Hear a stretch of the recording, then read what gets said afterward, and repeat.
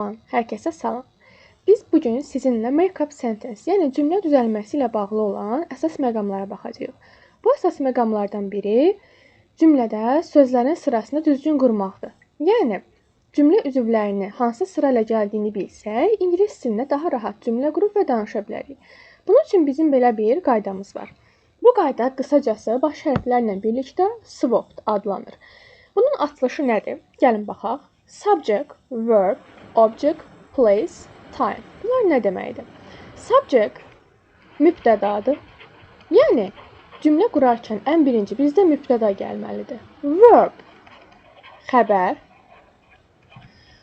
Object bunları qeyd edək. Təyin və tamamlıq və daha sonra place and time. Yəni qeyd eləsək yer zərfi və zaman zərfi. Yadımızda saxlayaq. Yer zərfi və zaman zərfi. Yəni zaman sonda gələ bilər. Bəzən ən öndə də gələ bilər. Yəni çox vaxt sonda istifadə olunur. Deməli, bizim sıralamamız necə oldu? Mübtəda, xəbər, təyin və tamamlıq, yer zərfi və zaman zərfi. Bir də yadımızda saxlayaq, bu qeydi də özümüzə götürək ki, cümlə quran zaman birinci biz cansız tamamlığı, daha sonra isə cümləmizdə olan canlı tamamlığı verməliyik. Gəlin bu cümləni çevirək. Mən hər səhər məktəbə gedirəm. Biz birinci mübtədanı verəcəyimizə görə bizim mübtədamız məndir. Düzdürmü? Əla. Mən ingilis dilində şəxs əvəzi ilə çevirirəm. I. Hər gün təkrarlanan iş olduğuna görə biz go verəcəyik. I go. Mən gedirəm. Hara gedirəm? Gəlin sıraya baxaq da. Mübtəda, xəbər, hara gedirəm? Məktəbə gedirəm. Məktəb nədir? School.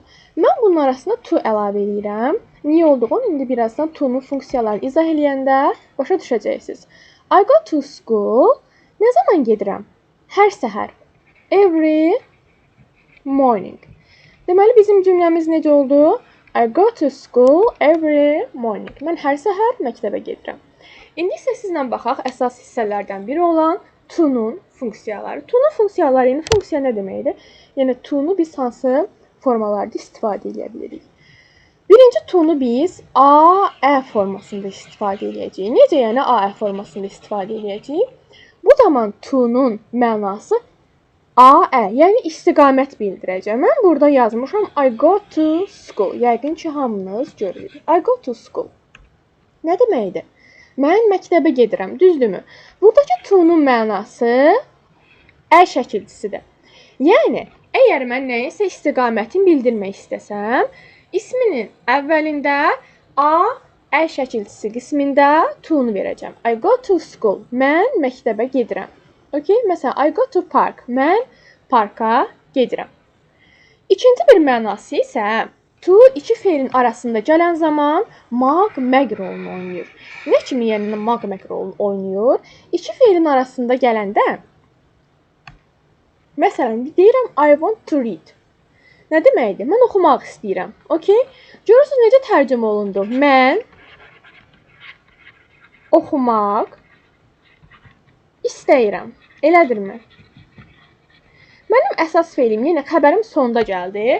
Yadda saxlayırıq ki, əgər Azərbaycan dilindəki cümlədə əsas feilim, xəbərim sonda gələn nədirsə, ingilis dilində bunu ən birinci verirəm. Çünki xəbərimiz mübtədadan sonra gəlir. I want to read. Mən oxumaq istəyirəm. Buradakı to read, oxumaq, yəni buradakı to isə mag-məq şəkilçisində rolun oynayacaq. Əla. Məsələn, belə bayaqki kimi cümlə desək, I go to Dubai. Mən Dubaya gedirəm. Amma mən demək istəsəm ki, mən Dubaya getmək istəyirəm. Gəlin bunu çevirək. Mən Dubaya getmək istəyirəm. Mənim burada əsas feilim, yəni xəbərim hansıdır? Azərbaycan dilində cümləni yazdıq, düzdürmü? Baxıram ki, mənim burada mübtədam məndir. Ay verdim. Xəbərim nədir? İstəyirəm. Deməli, mənim birinci istifadə edəcəyim feil olacaq want. I want. İndi diqqətli olaq. İkinci feilimiz gəlməlidir. İkinci feilimiz nədir? Getmək. İndi mən bunu get kimi yazsam, go, düzdür? Amma mən buna mag-məqi artırmaq üçün iki feilin arasında nəyi verəcəm? To-nu verəcəm. I want to go. Mən getmək istəyirəm. Hara? Dubaya. Dubaya olduğuna görə, burada da A şəkilçisi olduğuna görə to-nun birində istifadə edirəm və verirəm Dubai. Yes? I want to go to Dubai. İndi burada cümləmdəki 2 dənə to-nun hər birinin mənası fərqli oldu. Deməli, birinci hissədə verilən to-nun mənası nə oldu? Mag mənasında. İkinci to-nun mənası oldu A, ə mənasında. Yəni mən Dubaya getmək istəyirəm.